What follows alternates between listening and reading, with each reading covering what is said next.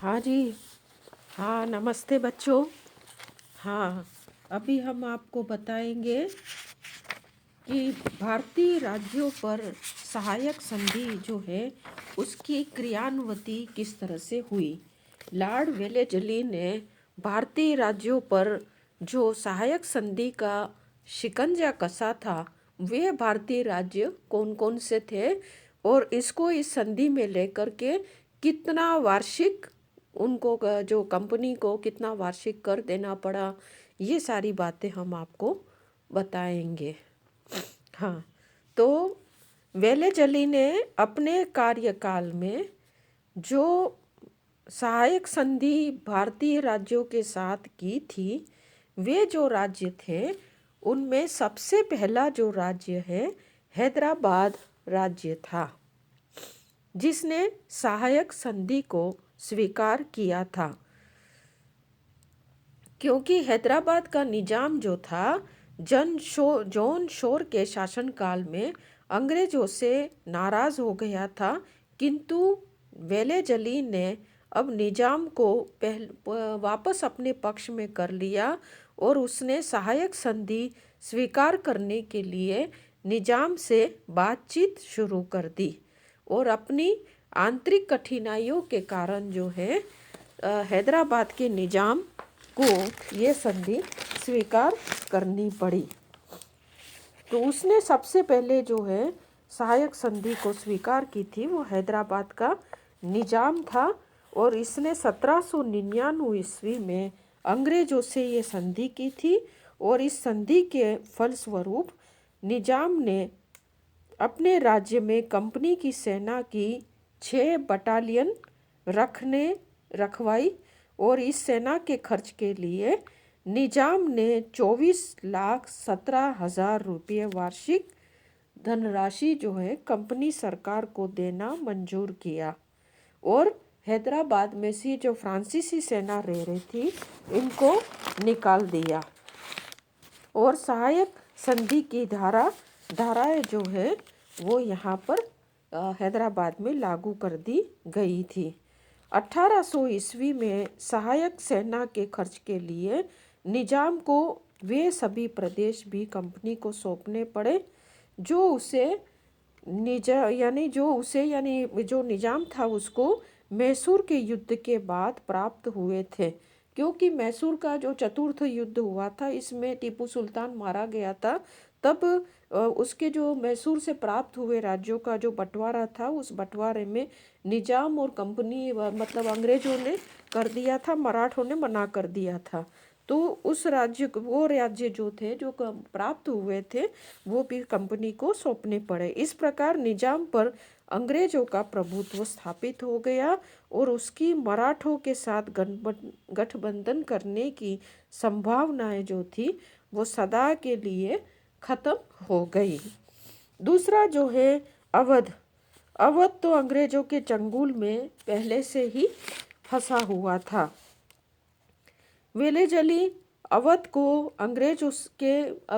को लेकर के वेलेजली जो है वो पहले से ही चाहता था कि वो पूर्ण नियंत्रण में आ जाए और उसने सुरक्षा के नाम पर जो है अवध के नवाब के समक्ष सहायक सेना रखने की योजना बनाई और इस योजना को मतलब जो है पहले तो नवाब ने मना कर दिया और बाद में जब वेलेजली गुस्सा हो गया तो नवाब को जो है गुस्सा हो गया, तो उस समय उसको इस संधि करने के लिए विवश होना पड़ा। क्योंकि नवाब को आतंकित करने के लिए कुछ सेनाएं कानपुर इलाहाबाद में भेज दी गई थी, इसलिए नवाब ने हस्ताक्षर कर दिए इस संधि पर, जिसके अनुसार नवाब की सेना तो कम कर दी गई और कंपनी की सेना में वृद्धि कर दी गई। इस सेना के व्यय के लिए नवाब को गंगा और यमुना के बीच का लोअर दोआब गोरखपुर रोहिलखंड के प्रदेश अंग्रेजों को सौंपने पड़े। इस प्रकार अवध चारों तरफ से ब्रिटिश साम्राज्य से घिर गया था।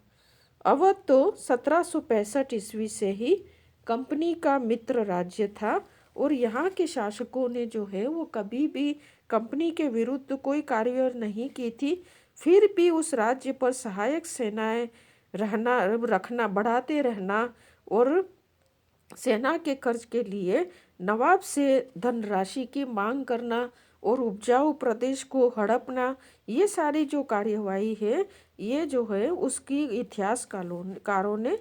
यानी कि ब्रिटिश संसद में के सदस्य जो है वो सदस्य उस समय जो थे फॉक्सटन ने भी डकैती की संज्ञा दी है। उस समय के लॉर्ड वेलेज़ली ने ये काम करके अच्छा नहीं किया है। एक तरह से डकैत मतलब वहाँ पर लूट मार की है, डकैती की है। ठीक है, तो इस तरह से अवध को भी सहायक संधि के अंतर्गत ले लिया गया था। अब जो है तीसरा है मैसूर। वेलेज़ली के समय में जब तीसरा और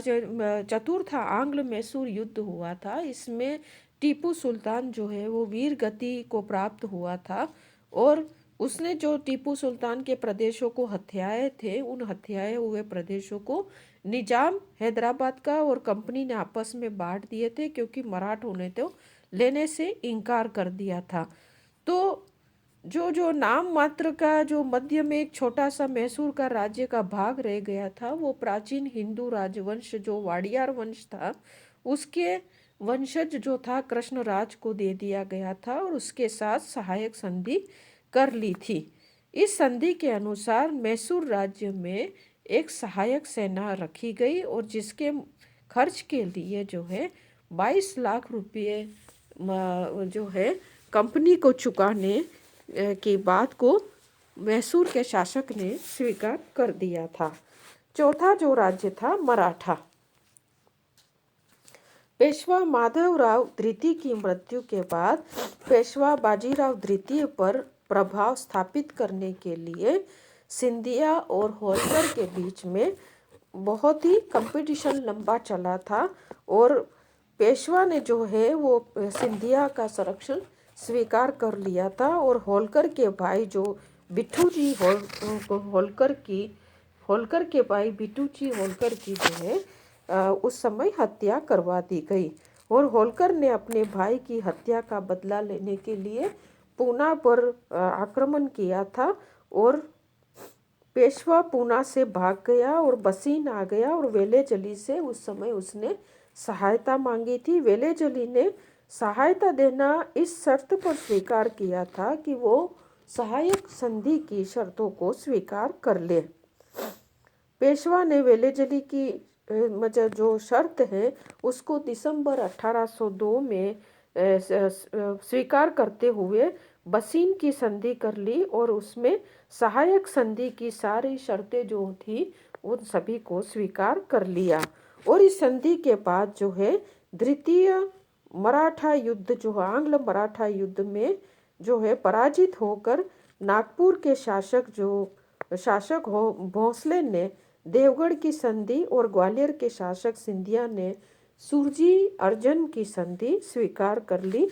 और इन संधियों में उन्होंने सहायक संधि की सारी शर्तें स्वीकार कर ली थी। उसके बाद जब तीसरा आंग्ल मराठा युद्ध जो है हुआ था, इसमें पराजित होकर के इंदौर के शासक होलकर ने भी मंदसौर की संधि जो है जनवरी 1818 ईस्वी में स्वीकार की थी, उसमें भी सहायक संधि की सारी शर्तें लागू थी। इस युद्ध के बाद मराठा संघ जो है वो ध्वस्त कर दिया गया था और शिवाजी के वंशज जो प्रताप सिंह को जो है सतारा की गद्दी पर बिठाया और उसके साथ भी सहायक संधि लागू कर ली और इस प्रकार नागपुर, ग्वालियर, इंदौर और सतारा के जो शासक थे वो सारे शासक जो है वो अंग्रेजों के अधीनता में आ गए थे। उन्होंने अंग्रेजों की अधीनता स्वीकार कर ली थी। अब जो है पांचवा जो राज्य था तंजौर। तंजौर मराठों के अधीन एक छोटा सा राज्य था और वेलेज़ली जब भारत में आया था उस समय तंजौर में जो है उत्तराधिकारी युद्ध चल रहा था। वेलेजली को वहाँ हस्तक्षेप करने का मौका मिल गया और उसने वहाँ पर सरफोजी नामक कोई व्यक्ति था, उसको उत्तराधिकारी घोषित करके तंजौर की गद्दी पर बिठा दिया और अक्टूबर 1799 में वेलेजली ने जो है सहायक संधि कर ली। अब छठा है सूरत।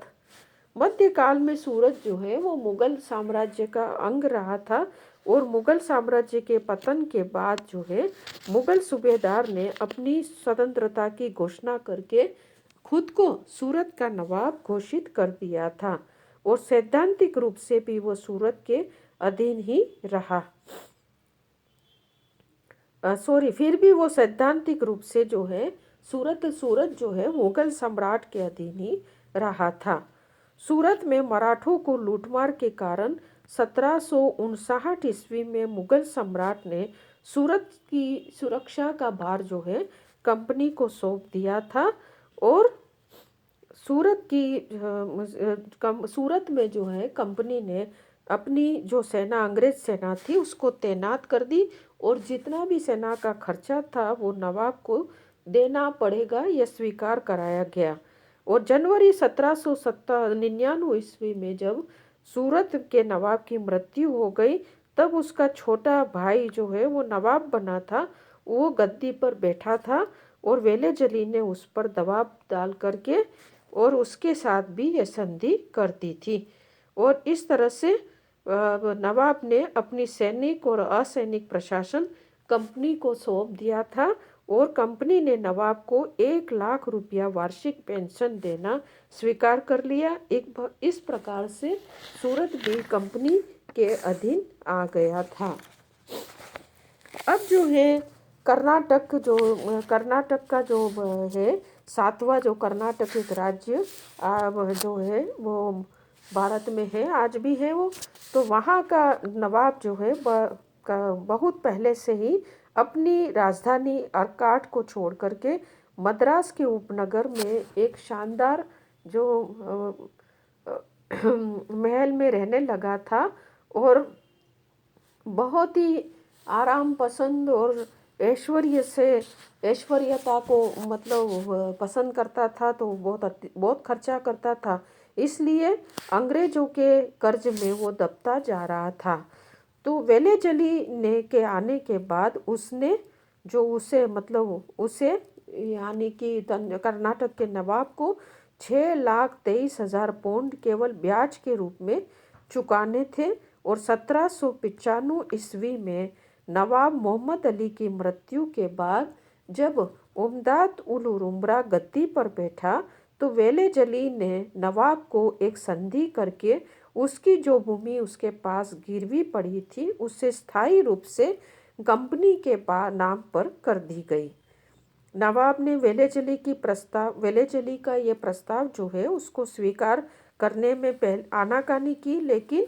वेलेजली ने अपने प्रस्ताव को मनवाना के लिए मतलब इतना दृढ़ संकल्प था कि